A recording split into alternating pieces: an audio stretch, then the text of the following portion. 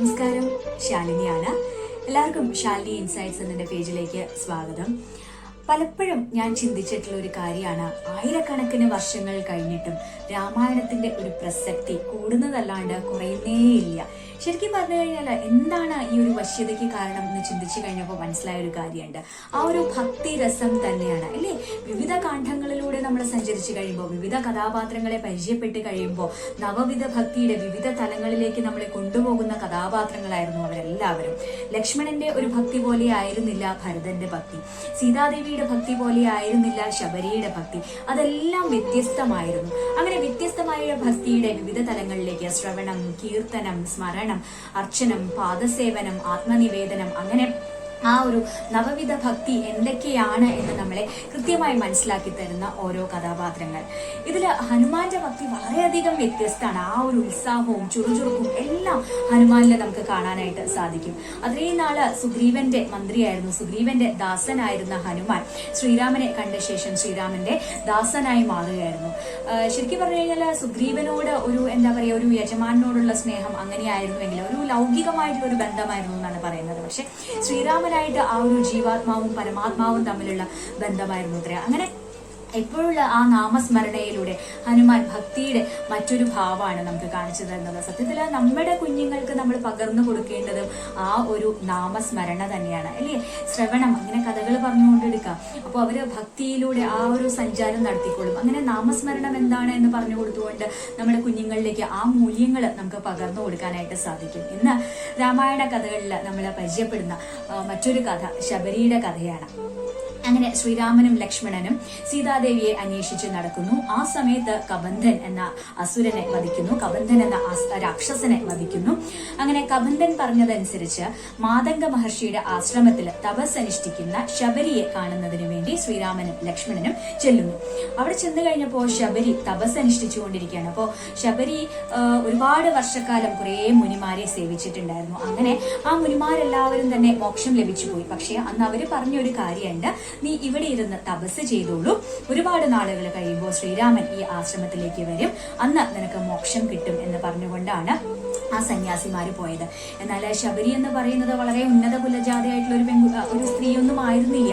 വളരെ താഴ്ന്ന കുലത്തിൽ ജനിച്ചു വളർന്ന ഒരു സ്ത്രീ ആയിട്ടാണ് പറയുന്നത്. അപ്പോൾ ആ ശബരിയുടെ ഭക്തിയാണ് പറയുന്നത്. എങ്ങനെയായിരുന്നു ശബരിയുടെ ഭക്തി? അത്രയും നാള് വർഷങ്ങളോളം ശ്രീരാമന്റെ ആ ഒരു വരവിന് വേണ്ടി കാത്തിരിക്കുകയായിരുന്നു. അപ്പോൾ ശ്രീരാമൻ വരുന്നില്ല. പക്ഷെ നമ്മളൊക്കെ ആണെങ്കിൽ കുറെ നാള് കഴിയുമ്പോൾ ഒരു റിസൾട്ട് കിട്ടുന്നില്ല എന്ന് കഴിയുമ്പോൾ പകുതി എത്തുമ്പോഴേക്ക് അത് വിട്ടുകളയാനായിട്ടൊരു സാധ്യത. പക്ഷെ ശബരി തന്റെ ഗുരുനാഥന്മാര് പറഞ്ഞു തന്ന ആ ആജ്ഞ ശിരസാ വഹിച്ചുകൊണ്ട് ആ ഒരു ഭക്തി തെല്ലിട പോലും ചലിക്കാതെ ശ്രീരാമനെ ഭജിച്ചുകൊണ്ട് ആശ്രമത്തിൽ കഴിയായിരുന്നു. അങ്ങനെ ശ്രീരാമൻ എത്തിക്കഴിഞ്ഞപ്പോ കണ്ണുകളൊന്നും കാണാൻ പറ്റുന്നില്ല ശബരിക്ക്. കരയുകയാണ് പാവം. ആനന്ദാശ്രുക്കൾ ഇങ്ങനെ പൊഴിച്ചുകൊണ്ട് ശ്രീരാമന് വേണ്ടിയിട്ട് കായ്ക്കനികളൊക്കെ നിവേദിക്കുകയാണ്.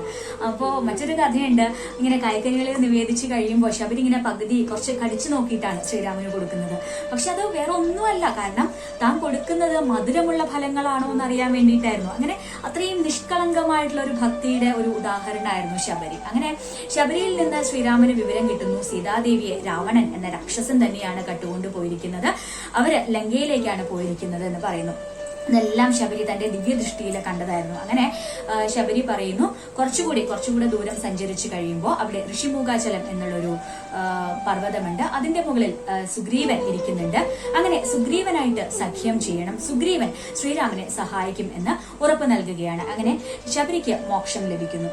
അങ്ങനെ ശ്രീരാമനും ലക്ഷ്മണനും കൂടെ ഋഷിമുഖാചലത്തിലേക്ക് നടന്നുകൊണ്ടിരിക്കുകയാണ്. അപ്പോൾ സുഗ്രീവന്റെ കഥ, അതായത് ബാലിയും സുഗ്രീവനും എന്ന് പറഞ്ഞിട്ട് രണ്ട് ജ്യേഷ്ഠാനുജന്മാരുണ്ടായിരുന്നു. വനരന്മാരായിരുന്നു അവർക്ക് വേണ്ടി മാത്രമായിട്ട് ഒരു രാജ്യം ഉണ്ടായിരുന്നു, കിഷ്കിന്ധ. ആ കിഷ്കിന്ധയിലെ രാജാവായിരുന്നു ബാലി. ഇപ്പോൾ രാമനും ലക്ഷ്മണനും എങ്ങനെയായിരുന്നു? അത്രയും സ്നേഹത്തില് ജീവിച്ചിരുന്ന രണ്ട് സഹോദരന്മാരായിരുന്നു ബാലിയും സുഗ്രീവനും. പക്ഷേ അതിനിടയ്ക്ക് ഒരു പ്രശ്നം പറ്റി. എന്തായിരുന്നു അത്? കാരണം നമ്മുടെ പല ബന്ധങ്ങളും ഇങ്ങനെയൊക്കെയാണ് വിള്ളലുകൾ വീഴുന്നത്. അതായത് ഒരു പ്രോപ്പർ കമ്മ്യൂണിക്കേഷന്റെ ഒരു കുറവ് കൊണ്ടാണ് ഇങ്ങനെ പ്രശ്നങ്ങൾ വരുന്നത്. അപ്പോൾ ബാലിയും സുഗ്രീവനും വളരെ സന്തോഷകരമായിട്ട് ജീവിക്കുന്ന സമയത്ത് മായാവി എന്ന് പറഞ്ഞിട്ട് ഒരു അസുരൻ ബാലിയെ യുദ്ധത്തിന് വിളിക്കുന്നു. അങ്ങനെ യുദ്ധത്തിന് വേണ്ടി വിളിച്ചു കഴിയുമ്പോൾ അതിൻ്റെ ഉള്ളിൽ കൊട്ടാരത്തിൽ ഒളിച്ചിരിക്കുന്ന ആളൊന്നുമല്ല ബാലി. അങ്ങനെ ബാലിയും യുദ്ധത്തിന് വേണ്ടി പുറപ്പെടുകയാണ്. അപ്പോൾ മായാവിക്ക് ഒരു കാര്യം മനസ്സിലായി, ബാലി നിസ്സാരക്കാരനല്ല, എന്തായാലും ഞാൻ വധിക്കപ്പെടും. അങ്ങനെ മായാവി ഓടുകയാണ്. അപ്പൊ പിറകെ ബാലിയും ഓടുന്നുണ്ട്. അപ്പൊ സുഗ്രീവൻ വിചാരിച്ചു എന്റെ എന്തെങ്കിലും സഹായം വേണ്ടി വന്നാലോ എന്ന് വിചാരിച്ചുകൊണ്ട് സുഗ്രീവനും ജ്യേഷ്ഠനെ സഹായിക്കുന്നതിന് വേണ്ടിയിട്ട് പോകുന്നു.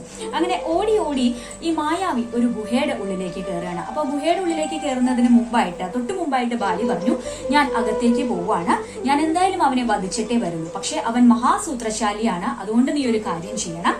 ഈ ഗുഹ ഞാൻ ഗുഹയുടെ അകത്തേക്ക് കയറി കഴിയുമ്പോൾ ഒരു പക്ഷെ അവനാണ് മരിക്കുന്നത് എങ്കിൽ ഗുഹയ്ക്ക് പുറത്തേക്ക് പാല് ഒഴുകി വരും. ഇനി ഞാനാണ് മരിക്കുന്നത് എങ്കിൽ അതിന്റെ ഉള്ളിൽ നിന്ന് ഒഴുകി വരുന്നത് രക്തമായിരിക്കും. അപ്പൊ നീ ചെയ്യേണ്ട ഒരു കാര്യമുണ്ട്, ഗുഹയുടെ വാതിലുകൾ ശക്തമായിട്ട് അടയ്ക്കണം. അവൻ അതിന്റെ ഉള്ളിൽ തന്നെ കിടന്ന് മരണപ്പെട്ടു പോട്ടെ. അതിനുശേഷം നീ കിഷ്കിന്ധയിലേക്ക് മടങ്ങി നീ കിഷ്കിന്ധ രാജ്യം ഭരിക്കണം എന്ന് പറയുകയാണ് ബാലി. അങ്ങനെ സുഗ്രീവൻ പുറത്ത് കാത്തു നിൽപ്പായി, ഗുഹയുടെ പുറത്ത് കാത്തു നിൽക്കുകയാണ്. യുദ്ധം ഇങ്ങനെ നടന്നുകൊണ്ടിരിക്കുകയാണ്. കുറേ ദിവസങ്ങളായി യുദ്ധം നടക്കാൻ തുടങ്ങിയിട്ട്. അങ്ങനെ മായാവിക്ക് കുറേ ദിവസങ്ങൾ കഴിഞ്ഞപ്പോ മായാവിക്ക് ഒരു കാര്യം മനസ്സിലായി, എന്തായാലും താൻ വധിക്കപ്പെടും.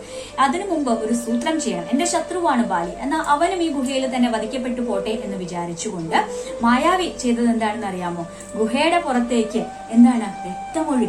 രക്തമൊഴുക്കി കഴിഞ്ഞപ്പോ എന്താണ് അതിന്റെ അർത്ഥം? ബാലി മരിച്ചു എന്നാണ് അതിന്റെ അർത്ഥം, അല്ലേ? അത് കണ്ടു കഴിഞ്ഞപ്പോ സുഗ്രീവന് സഹിക്കാൻ പറ്റിയില്ല കേട്ടോ. കാര്യം തന്റെ ജ്യേഷ്ഠൻ മരിച്ചു, എന്റെ ഏട്ടനെ കൊന്ന ആ ദുഷ്ടൻ അതിന്റെ ഉള്ളിൽ തന്നെ കിടക്കട്ടെ എന്ന് വിചാരിച്ചുകൊണ്ട് ഗുഹയുടെ വാതിൽ അടച്ചുകൊണ്ട് പോരുകയാണ് സുഗ്രീവൻ. അപ്പോൾ സുഗ്രീവൻ കിഷ്കിന്ധയിലേക്ക് ചെന്നു, ബാലിക്ക് വേണ്ടിയിട്ടുള്ള കർമ്മങ്ങളെല്ലാം ചെയ്തു. അതിനുശേഷം മന്ത്രിമാരും മറ്റ് സേവകന്മാരും എല്ലാവരും പറഞ്ഞു അങ്ങ് രാജ്യഭാരം ഏറ്റെടുക്കണം എന്ന് പറഞ്ഞു. അപ്പോൾ സുഗ്രീവനെ ഭയങ്കര സങ്കടമായി. കാരണം ഏട്ടൻ മരിച്ച ആ ഒരു സ്ഥാനത്തേക്ക് കയറിയിരിക്കണം എന്ന് ഒരിക്കലും ആഗ്രഹിച്ചിട്ടില്ല സുഗ്രീവൻ. പക്ഷെ എല്ലാവരുടെയും നിർബന്ധം അത് മാത്രമല്ല, ബാലിയും പറഞ്ഞിട്ടുണ്ടല്ലോ താൻ മരിക്കുകയാണെങ്കിൽ രാജ്യഭാരം ഏറ്റെടുക്കണമെന്ന്. അങ്ങനെ ആ രാജ്യഭാരം ഏറ്റെടുക്കുകയാണ്. പക്ഷെ ഗുഹയ്ക്കകത്ത് പെട്ടുപോയ ബാലി ചിന്തിക്കുന്നത് എന്താണ്? തന്റെ അനുജൻ മനഃപൂർവ്വം തന്നെ കൊല്ലുന്നതിന് വേണ്ടിയിട്ട് ഗുഹയുടെ വാതിൽ അടച്ചുകൊണ്ട് രാജാവാകാൻ വേണ്ടി ചെയ്ത ഒരു നീചമായിട്ടുള്ള ഒരു പ്രവൃത്തിയായിട്ട് ബാലിക്കും തോന്നിയുള്ളൂ. അങ്ങനെ അല്ലറി വിളിച്ചുകൊണ്ട് ആ ഗുഹയുടെ വാതിൽ തള്ളി തുറന്നുകൊണ്ട് അല്ലറി വിളിച്ചുകൊണ്ട് ബാലി കിഷ്കിന്ധയിലേക്ക് എത്തുകയാണ്. അവിടെ ചെന്ന് കഴിഞ്ഞപ്പോ സുഗ്രീവൻ അവിടെ രാജാവായിട്ട് വിലസുന്നു. അത് കണ്ടു കഴിഞ്ഞപ്പോ ബാലിക്ക് ദേഷ്യം ഒന്നുകൂടെ കൂടി.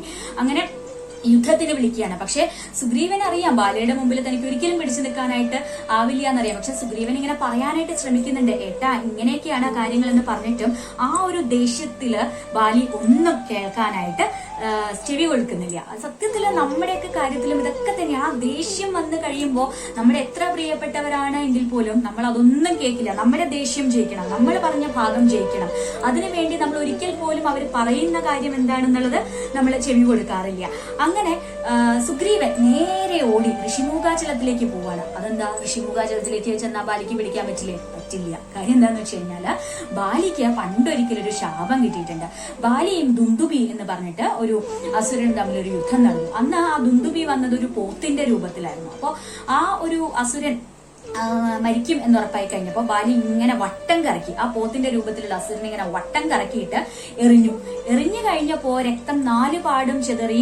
അത് മാത്രമല്ല ചെന്ന് വീണത്, ആ പോത്തിന്റെ തല ചെന്ന് വീണത് മാതംഗ മഹർഷിയുടെ ആശ്രമത്തിലായിരുന്നു. അത് കണ്ടപ്പോ ധ്യാനിച്ചുകൊണ്ടിരുന്ന മഹർഷിക്ക് ദേഷ്യം വന്നിട്ട് ബാലിയെ ശപിക്കുകയാണ്. ഇനി മുതൽ ഈ ഋഷിമുഖാചലത്തിൽ നീ വന്നു കഴിഞ്ഞാൽ നിന്റെ തല പൊട്ടിത്തെറിക്കും എന്ന് പറഞ്ഞിട്ട് ഒരു ശാപം കൊടുക്കുകയാണ് ബാലിക്ക്. അതുകൊണ്ട് തന്നെ ഋഷിമുഖാചലത്തിലേക്ക് ബാലി കടക്കില്ല എന്നുള്ള കാര്യം സുഗ്രീവന് ഉറപ്പായിരുന്നു. അങ്ങനെ ഋഷിമുഖാചലത്തിലെ തന്റെ കുറച്ച് ഭൃത്യന്മാരൊക്കെ ആയിട്ട് സുഗ്രീവൻ ഇങ്ങനെ താമസിച്ചു വരികയാണ്. ആ സമയത്ത് ദൂരെ നിന്ന് 2 ചെറുപ്പക്കാർ വരുന്നു. അവര് മലപുരിയൊക്കെ ധരിച്ചിട്ടുണ്ട്, പക്ഷെ സന്യാസിമാരല്ല. കാരണം അവരുടെ കയ്യിൽ ആയുധമുണ്ട്. അപ്പൊ സുഗ്രീവനൊരു സംശയം, ഈശ്വര ഇനി ബാലി തന്നെ കൊല്ലാൻ വേണ്ടി ആരെങ്കിലും വിട്ടതാണോ എന്നറിയാൻ വേണ്ടിയിട്ട് ഹനുമാനോട് പറയുകയാണ്, പോയി അത് ആരാണ് എന്ന് ചോദിച്ചിട്ട് വരൂ. നീ ഈ വേഷത്തിൽ പോകണ്ട, ഒരു സന്യാസിയുടെ വേഷത്തിൽ തന്നെ പോയിട്ട് അന്വേഷിച്ചാൽ മതി എന്ന് പറഞ്ഞുകൊണ്ട് ഹനുമാനെ വിടുകയാണ്. അങ്ങനെ ഹനുമാൻ ചെന്ന് വിശേഷങ്ങൾ അറിയുന്നു. അത് ശ്രീരാമചന്ദ്രനും ലക്ഷ്മണനുമാണ് എന്ന് മനസ്സിലാക്കുന്നു. അങ്ങനെ ശ്രീരാമനോട് പറയുന്നു, സുഗ്രീവനുമായിട്ട് സഖ്യം ചെയ്യണം. അത് തീർച്ചയായിട്ടും സീതയെ അന്വേഷിക്കുന്നതിന് വേണ്ടിയിട്ട് സുഗ്രീവൻ ശ്രീരാമനെ സഹായിക്കുക തന്നെ ചെയ്യും. അതിന് പ്രത്യുപകാരമായിട്ട് ചെയ്യേണ്ടത് എന്താണെന്ന് വെച്ച് കഴിഞ്ഞാൽ ബാലിയെ ഒന്ന് വധിച്ചു കൊടുക്കണം എന്ന് പറയുകയാണ് ഹനുമാൻ. ഈ ഒരു കഥ ഇഷ്ടമായി എങ്കിൽ തീർച്ചയായിട്ടും ശാലിനി ഇൻസൈറ്റ്സ് എന്നെ പേജ് തീർച്ചയായിട്ടും സബ്സ്ക്രൈബ് ചെയ്യണം, വാച്ച് ചെയ്യണം. മറ്റുള്ളവർക്ക് വേണ്ടിയിട്ട്, മറ്റുള്ള ഫ്രണ്ട്സിനും റിലേറ്റീവ്സിനും കുഞ്ഞുമക്കൾക്കും ഒക്കെ വേണ്ടിയിട്ട് ഷെയർ ചെയ്യാൻ വേണം. ഇന്നിപ്പോൾ ഈ ഒരു ഫേസ്ബുക്ക് പേജ് ക്രിയേറ്റ് ചെയ്യാനായിട്ട് മറ്റൊരു കാരണം കൂടിയുണ്ട്. എൻ്റെ ഫ്രണ്ട് ഗായത്രി പറഞ്ഞതനുസരിച്ചിട്ടാണ് ഇങ്ങനെ ഒരു ഫേസ്ബുക്ക് പേജ് ക്രിയേറ്റ് ചെയ്തത് കേട്ടോ. ഗായത്രി ഇപ്പോൾ പ്രത്യേകിച്ച് പരിചയപ്പെടുത്തി തരേണ്ട കാര്യമൊന്നുമില്ല. യൂട്യൂബറാണ്, വളരെ ഫേമസ് ആയിട്ടുള്ള യൂട്യൂബറാണ്. റോസ്റ്റർ ഗായത്രി എന്നറിയപ്പെടുന്ന വളരെ ഫേമസ് ആയിട്ടുള്ള ഗായത്രി. ഞങ്ങൾ ക്ലബ് FM 94 4.3 കുറേ നാൾ ഒന്നിച്ച് ജോലി ചെയ്തിട്ടുണ്ടായിരുന്നു. അപ്പോൾ ഗായത്രിയാണ് ഇങ്ങനൊരു സജഷൻ പറഞ്ഞത്. അപ്പോൾ എല്ലാ സപ്പോർട്ടും തന്ന എൻ്റെ എല്ലാ ഫ്രണ്ട്സിനും റിലേറ്റീവ്സിനും ഒക്കെ വലിയൊരു താങ്ക്സ് പറയുകയാണ്. Special thanks to Gayatri. അപ്പോൾ രാമായണത്തിലെ മറ്റൊരു കഥയുമായിട്ട് ഞാൻ തീർച്ചയായിട്ടും നാളെ എത്തും. അതുവരെ നന്ദി, നമസ്കാരം.